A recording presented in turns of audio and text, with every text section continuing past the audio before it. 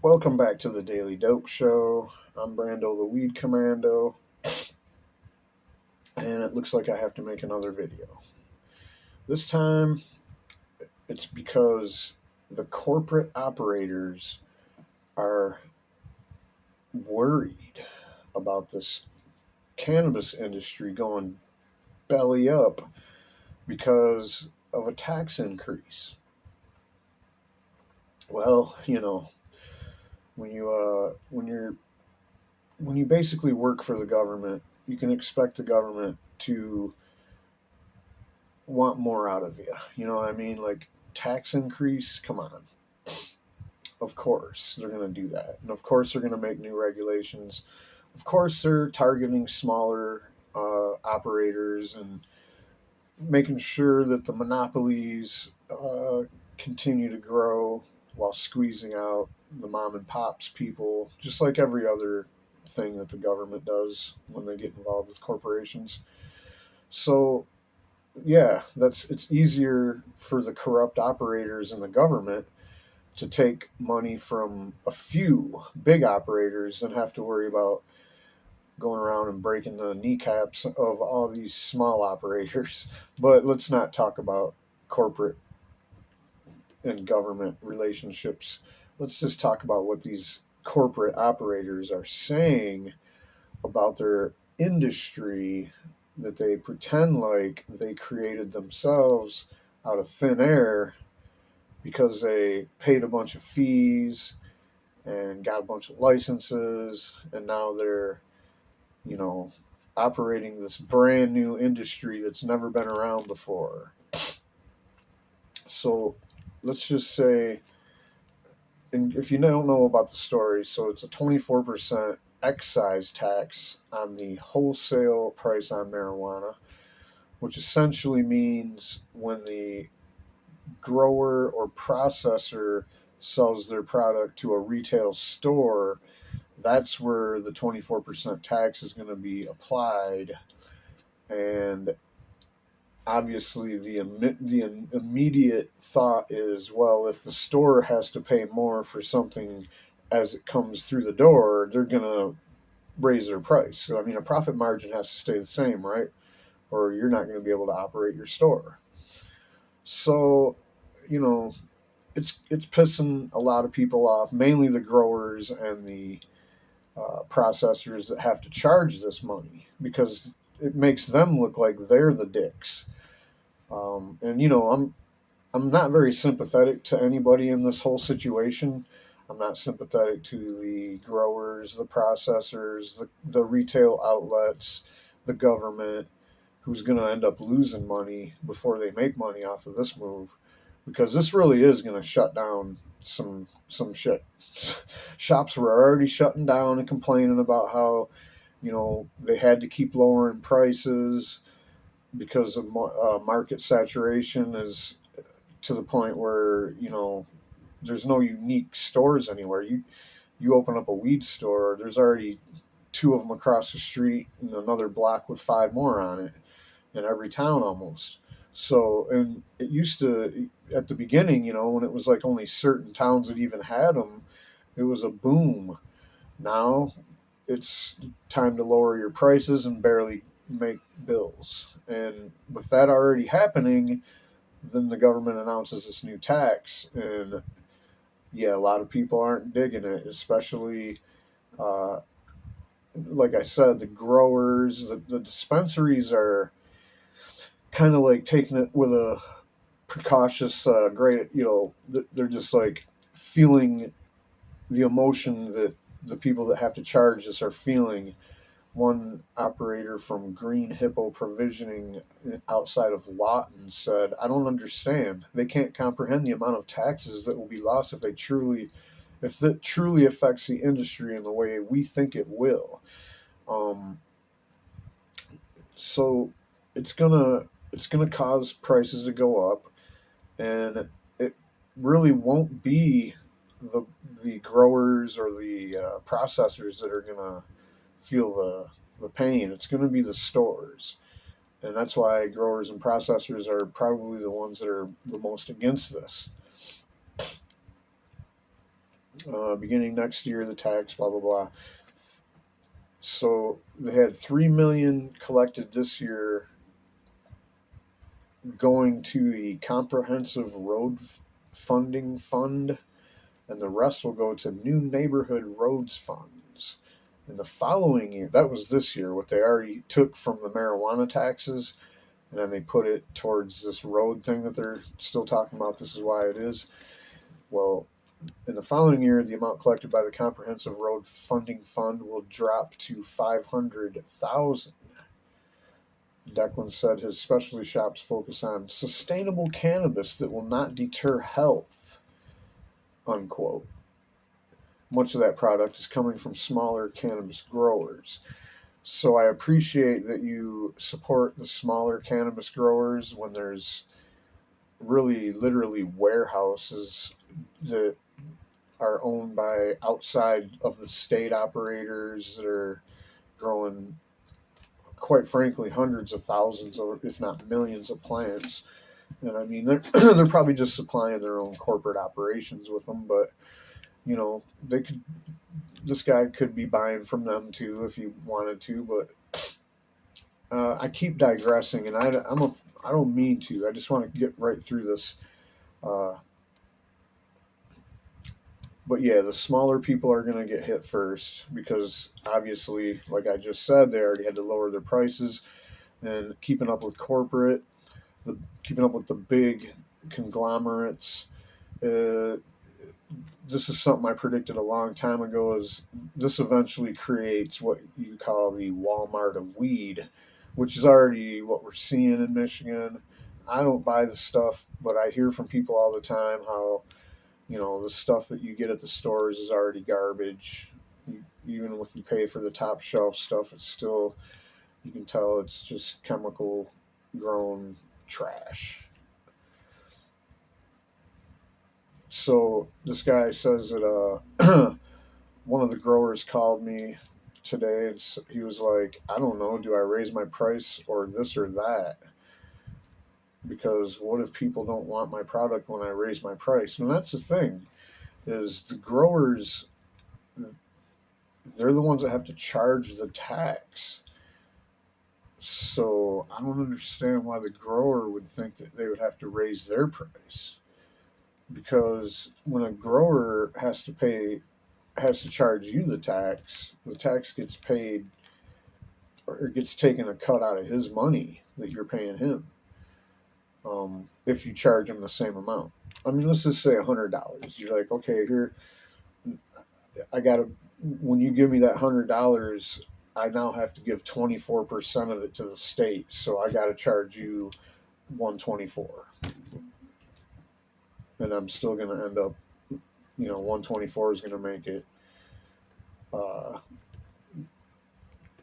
that much more will be added to the percent, so it'll now whatever, it'll be like $25 instead of $24, just to try to make it easy, and it's still not easy because no matter what, the grower will lose if they don't up the price a little bit. So, and if somebody don't want to buy from him, no problem. They'll just go over to that corporate grower that I told you had, 500,000 square feet of warehouse space 2 blocks away, and they buy it from him for $80 because this guy's growing so much he can afford it.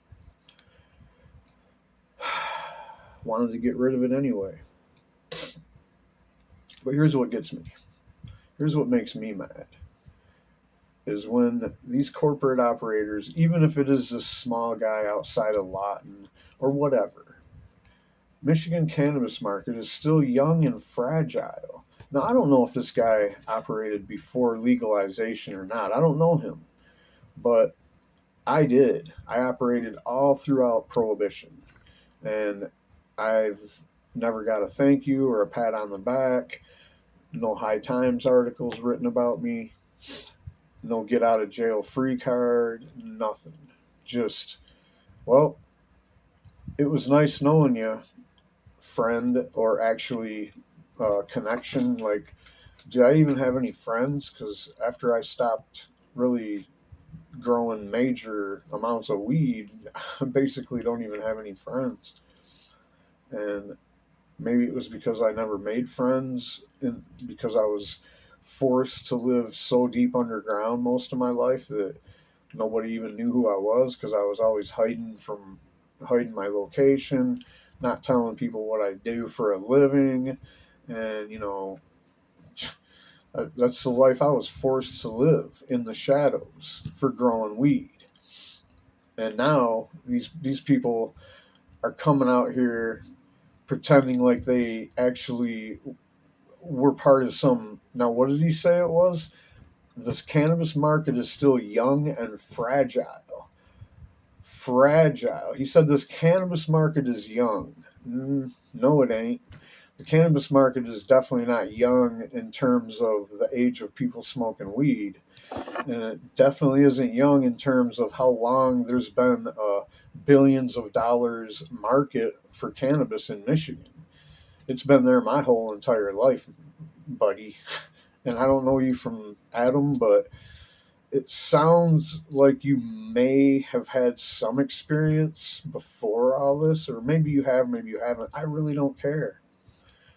You're talking about what you guys came in and bought wholesale was what we got ran right out of. Legalization of cannabis didn't have a place for me, didn't have a seat at the table for the negotiations on the rules, didn't have grandfather in provision so that if you grew weed before, you would be able to get into the industry. Instead, it was quite the opposite. It had language in there talking about you have to prove where you made money if you have a bunch of money. Instead of just repatriating that money into the rules and regulations, they basically said, okay, suppose you were an illegal operator your whole life and you had like $1 million in the bank somewhere, and you wanted to bring that money out into the open and say, hey, I got the money to start up one of these dispensaries or whatever, and pay my taxes, fees, and registration fees and all that, get my licenses. You basically said we couldn't do that because if we had that money, we were not allowed to get a license. Um, we had to prove where we got our money. That much is in plain language in the license, in the regulations, the law that we went out and petitioned for and passed, and then people voted for it, and they voted landslide yes to legalize marijuana in Michigan. And nobody really cared about this kind of shit happening back then, especially not these vultures. And I hate to keep bunching this Dos Call guy in with his small dispensary outside of Lawton. I don't mean to throw you in, like, just in case that you were a real motherfucker, with all these ghouls that came in out of nowhere and just stacked. They made the first thing they did is change the language. So yeah, the licenses were limited on how many plants you could have and this and that. But did anyone ever consider that they would come in at the last minute and change the rules so that you could stack licenses and have as many plants as you wanted? Like, that was never supposed to be a thing. It was supposed to be, you know, so that many people could grow, not a few people grow all the weed. Anyway, young, no. The market was not young. The market was that you stole the market from people like me, people that built the market that they had up throughout their whole lives with people that trusted them, even when it was super illegal, that people that had the trust between the grower and the buyer, that they wouldn't churn you into the cops if they got caught, or whatever you want to say, give up your location. That was something that was very, all the way up until medical marijuana, my grow location was really pretty much always top secret. Like, I could never tell anybody that I was growing plants at my house because you can never trust people with that kind of information.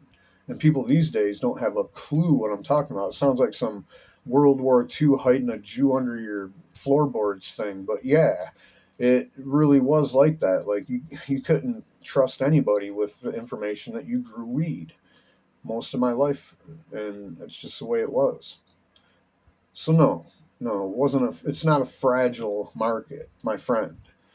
The fragile market.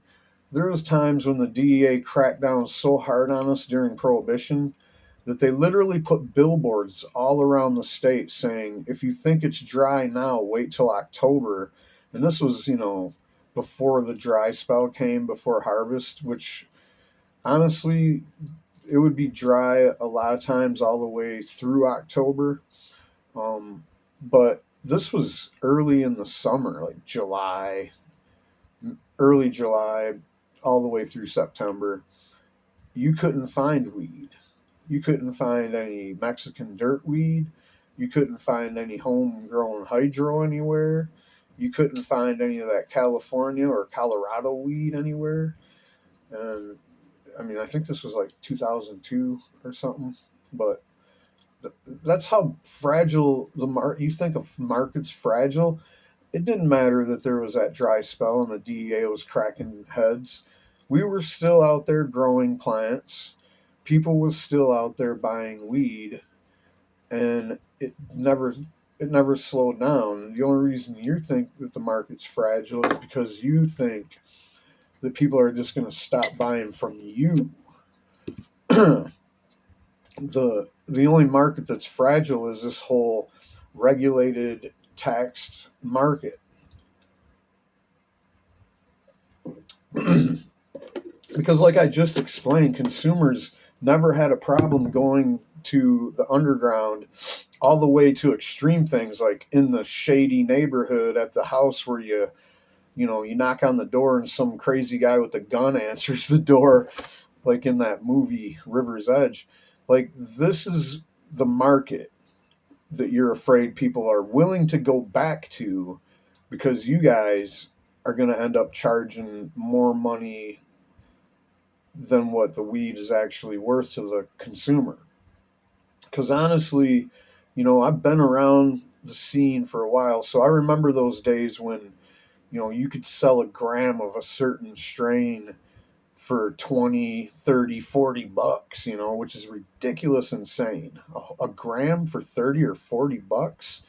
But it happened. And I mean, people were paying upwards of 350 for ounces back then.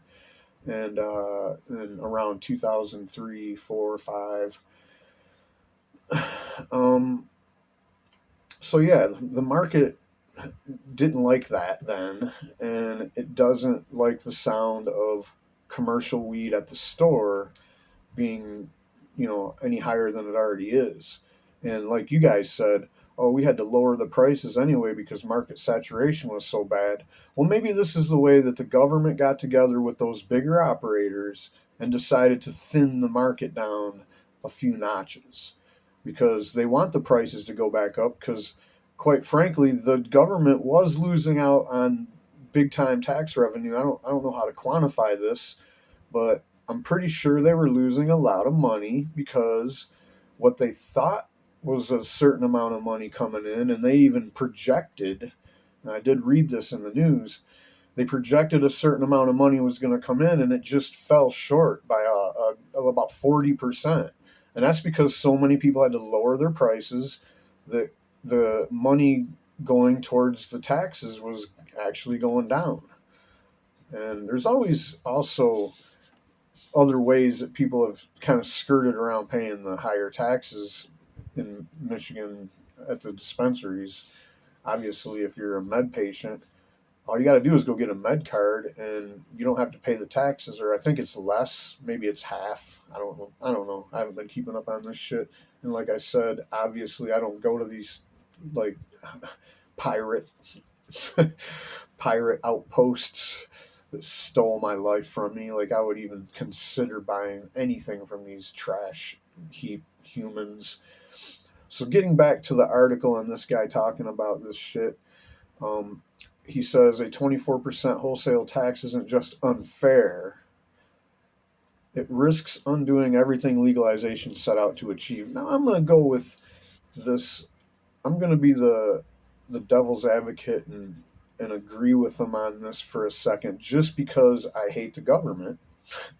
Haha, that's me here. I don't like the government. The government is nothing but a usurper, and it's the biggest pirate, obviously. So the government, who is already, raking these poor souls over the coals and basically robbing weed and of culture and turning this thing into this big monopoly driven thing, which every bad thing about a corporate government alliance that you've ever heard of, and including and especially corruption, has been revealed in this relationship between marijuana corporations and the government, and especially in Michigan from day one. I mean, this thing was written corruptly by the very people that would benefit the most from the rules, which are the people that aren't going to bat an eye about this 24% tax increase. They'll weather the storm just fine, and in the end, they'll scoop up a bigger share of the market. So it is unfair. I'm gonna agree. I'm like I said, I'll play some devil's advocate any day of the week when you want to start talking shit about the government. I will do. I'll be right there with you. So he's saying that it's just unfair, and it is, because the government already does tax every step of the way when the weed gets grown. They tax the supplies to grow the weed. They tax the weed as it goes from the grower to the processor. They tax the weed in the car that drove it there. They tax the weed when it gets there. They tax the weed when it gets sold from there to the dispensary. Every product that they need has to be packaged properly as per the regulation, and this packaging is also taxed. The There's so many taxes that are derived from this industry before the consumer even goes in there and pays the tax there. Most of the price that you're looking at is probably government related or mandated by the regulation, and that's why it's so high. For example, to even run a grow facility, your annual fees are anywhere from like 50,000 to 150,000 per license. And you're stacking licenses up if you're a big company. So, them go right in, the regulation costs go right into their price, which if you were an operator before all this, your overhead costs is just basically the electric bill and whatever your rent is, like that was pretty much it. Um, so, yeah, getting a little sidetracked here, but he also says that the tax will risk undoing everything legalization set out to achieve. I don't know about that. I don't know about that. There are, speaking of that, it's not because of the taxes that are making um, the government decide on how to move forward with enforcing some kind of marijuana laws so that people aren't out there selling weed on the sideline that they grew indoors or out, because you're allowed to grow a certain amount of plants in Michigan.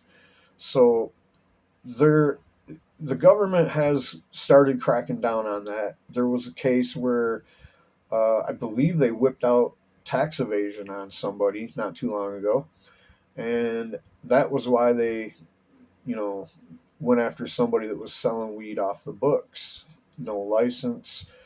I don't know if he grew it or he bought it somewhere or what the deal was. It was a pretty large quantity of cannabis that he had. Could have been just that he was selling weed he had grown, because you're allowed to keep all your harvest. That's one of the rules of growing in Michigan, which is pretty cool.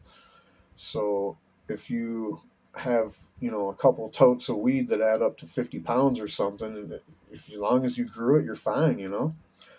Um, so let's rewind. It's not the tax hike that caused that to happen. Quite to the contrary. It was the government going after illegal operators because they're basically probably being told to more and more by the people that bought licenses, because you can hear them whining and crying about it all the time. They're like, man, we got to do all this shit and jump through all these hoops. And at the end of the day, a customer could just decide, instead of pulling into our parking lot and coming in and looking at this beautiful array of products that we have to sell, all packaged nicely and nice, clean, and safe, I believe he said it was. Um, Instead of that, they could just go down a block over and some guy will just sell them some weed there. And, you know, they have been calling for crackdowns on that kind of sale going on since day one, but their cries are getting louder and louder as the pressure is being put more and more on them to follow the regulations closer, to whatever, pay more taxes. Whenever the state applies state pressure, which if you're a corporation, you're always going to be subject to it. You signed up for that. That's what a corporate deal is. Um, and whenever the state feels like bullying you into submission, they can do it. That's what they do. So I don't think he's being completely honest with himself when he says that the tax is what's undoing everything legalization set out to achieve. Legalization set out to achieve one thing and one thing only, and that is to make it so you can't go to jail for weed. As long as that is still intact, we're good. But if you guys are out here sending the fucking state thugs with guns over to our houses again to shake us down and take our property, then you have undone what legalization set out to achieve. I don't know what you're talking about. What you must be talking about is that you can open up a store and make money selling weed above ground, which falls under the same category that I just said. It's that no one's going to jail for weed. And that's what legalization set out to achieve. This legalization policy that they have, the only reason that it achieves that is because there's this thing where it says no felonies for weed. Now, you can go to jail for misdemeanors, that's true, but I think what we're really talking about here is prison. We don't want to see people doing felonies and going to prison over a plant. The misdemeanor thing, now I'm not for that either, but if they're talking about making it a misdemeanor out of growing too many plants or getting caught selling weed or whatever, that's a whole other video and discussion I'm not really going to get into. But I just can't agree with that. Even playing devil's advocate in your shoes, that the tax is going to undo what, unless you're talking about, okay, now I'm just going to not get a license next year and still operate from your store, then you'll see how quick the state doesn't give a fuck about legalization. Um, but yeah, legalization is just some paperwork that someone wrote and put out there. The federal government still could come and crack skulls if they want, and they have there's a built-in tax to everything that is done at the state level that is federal taxes, and it's really high. So I've heard that complaint being made recently when talking about this tax is like, damn, we already have to pay this ridiculous, you know, tax for the federal government, which is the kind of tax that says you do something that is illegal, so we get a cut of the money, which is weird that can even be a thing, but you know how the government is. Anyway, back to this guy. He's like, we can't let Lansing price people out of safe, regulated cannabis. And again, I'm I'm gonna not play devil's advocate on that one because Lansing isn't pricing anybody out of anything. The weed market is such that people will still buy weed no matter what. Now, as California and other states have proved that people can buy weed and basically at whatever price you set it at. That's been proven already. It's sad, but it's true. And I've, like I said earlier, I've seen it myself. Like people buying $30, $40 grams because it's some special super banger weed. Uh, I don't think you're going to see something like that happen ever, but the prices can spiral up a lot before people just totally give up on the convenience of going to the dispensary to buy weed. And not everybody knows some underground grower. But when you're talking about safe, regulated cannabis, what you're talking about there is that you guys have safe cannabis because it's regulated. I don't buy into that for a lot of reasons. A lot of the growing of the weed is done chemically, for one, uh, and a big no no in my book. But whatever, to each his own. And then this whole idea that the weed you guys are selling isn't contaminated with the same kind of mold and bug contamination that you might find in some unregulated weed, which is complete bullshit. Uh, sure, there is people out there that grow not that good a weed with contamination. People still end up buying it. It's something that'll always happen because there will be super cheap weed and people will buy it. I mean that's the reality out there. Uh, but this thing about that, maybe that's part of the thing he was talking about earlier about how you know this whole set it'll reverse everything that legalization set out to achieve, and part of that was that you wasn't going to buy some moldy old weed from Uncle Bill. Yeah, no shit, dude. And Uncle Bill only grew weed 1 year because his weed sucked so bad nobody bought it, and everybody talked about how shitty and moldy it was. So no, I don't like the idea that you can say that and think that you're going to undercut people like me that took pride in the work that they did and made sure that nobody was smoking any unsafe weed. And by the way, it was grown organically and therefore is actually something that you can say is medicinal, unlike the chemical grown garbage that is just like a cheap high in my book, like big deal. So he goes on to say that the margins are much tighter at small stores like his compared to the big chain stores back near Lawton. Don't worry, buddy. There will be some big chain stores in Lawton soon. I can guarantee that, unless there already is. But he says at the end of the day, it feels wild to seem like we are going to walk away from a retail space we have put our entire life, potentially the last 7 years, building towards, into an overnight all over attacks.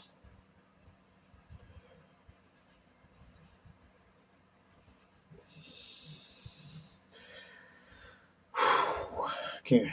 Bummer this video is already 34 minutes long because I got another hour I could spend talking about that one.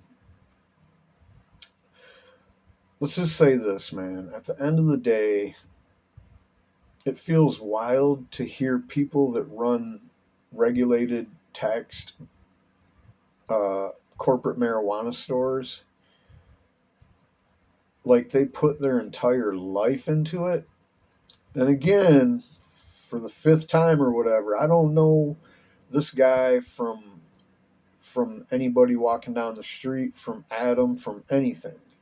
Maybe he did pour his whole life into cannabis. If he did, I would like to know the secret of how he translated that from the underground to now, because I didn't have a pathway to that.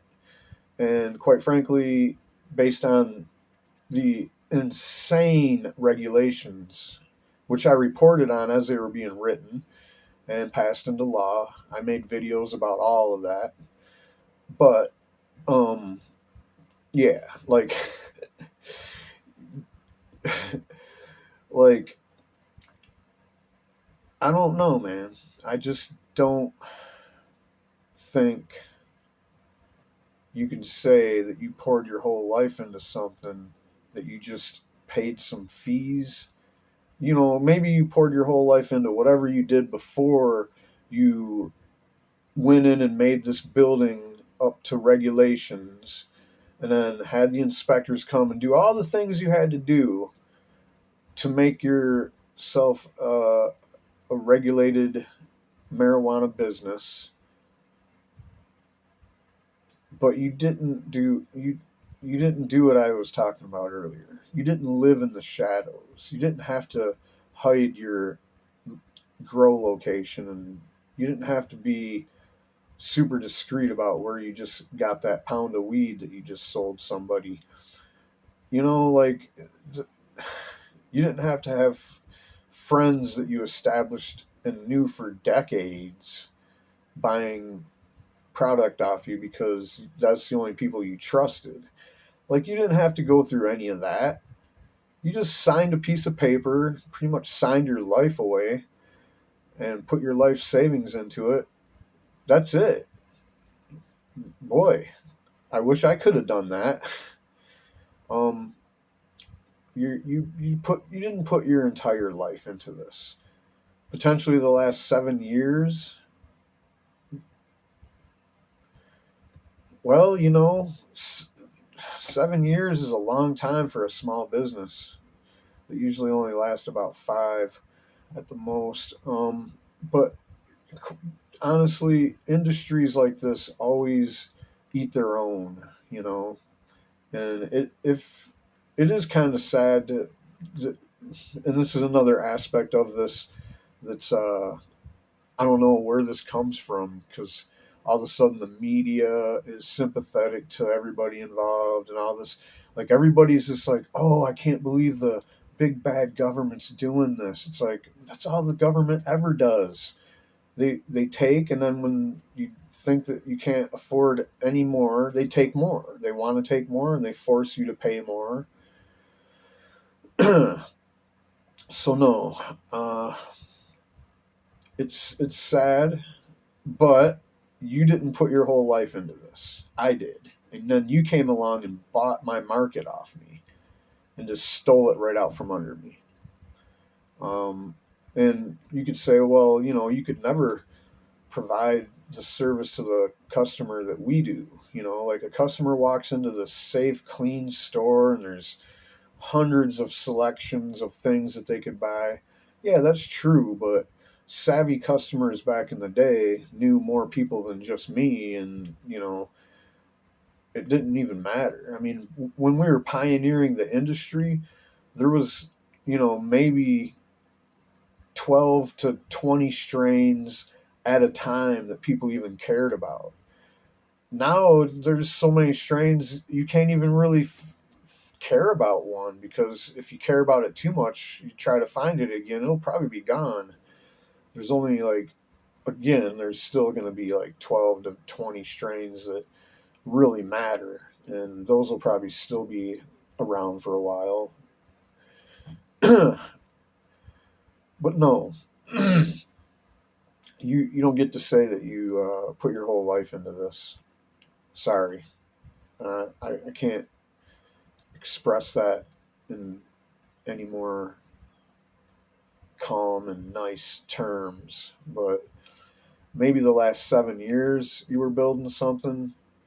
I don't know what that could have been. Like, there's not a whole lot of growth available for small operators in this business, you know, unless you're thinking about stacking up some licenses and franchising across the whole state or something.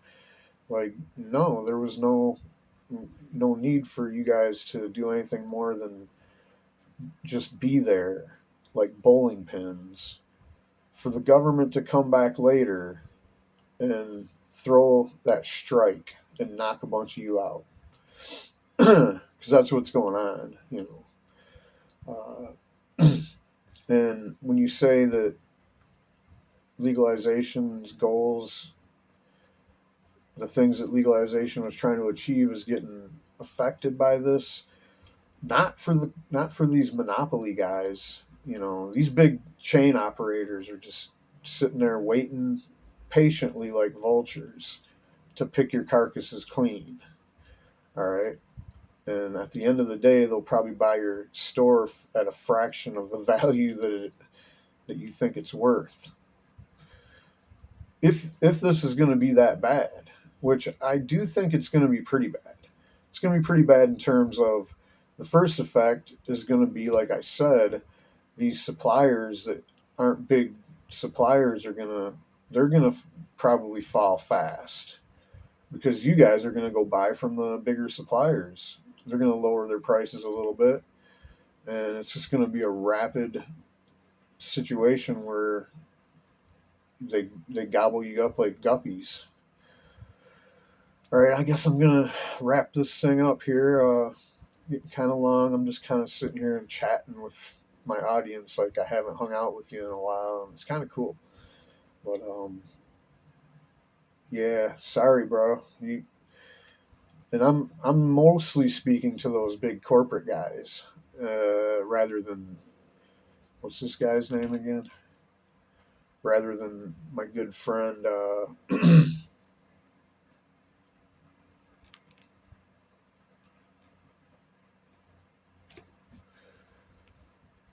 Thomas Doskal.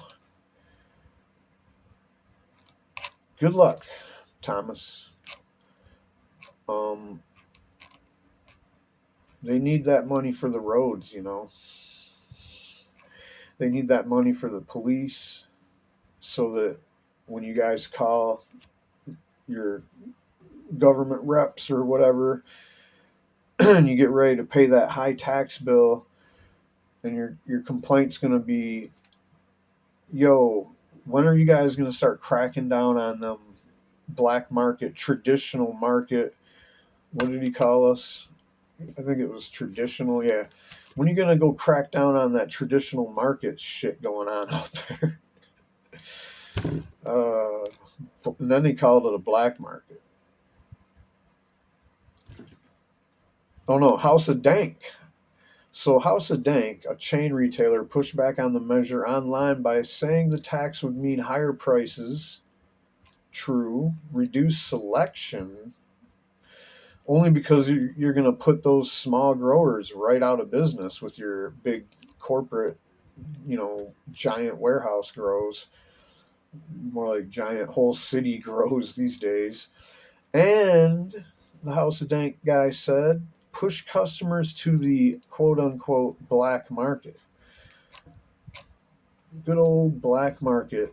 Just demonize the original market, the market that they always demonized by saying that it had other things like heroin and crack involved and hookers and all this other shit. You could buy bombs in the black market, as if everybody that sold weed also had all these other black market contraband items just laying around the crib ready to sell.